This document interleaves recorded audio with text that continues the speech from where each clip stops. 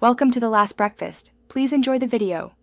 You begin by preparing the UI and the network hook so you can trigger messages from the server. Create a screen GUI with a hidden template text label and a module script that stores duration, easing, and colors. This centralizes behavior. Place a remote event named Notify Event in replicated storage so server code can call players' clients.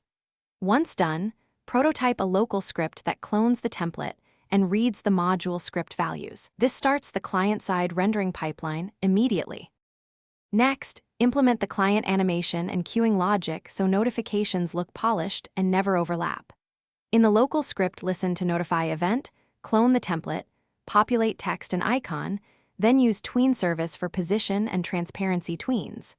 Use a simple queue array and stack offsets from module script settings so new messages push older ones.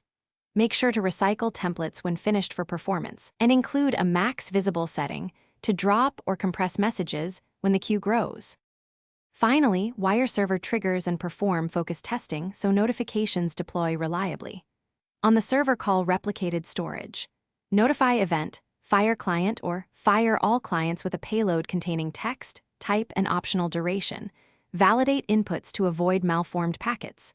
Once deployed, test solo and with multiple players to ensure replication timing and queuing behave. If things go wrong, check remote event permissions. Confirm the local script is in a player GUI, and enable simple.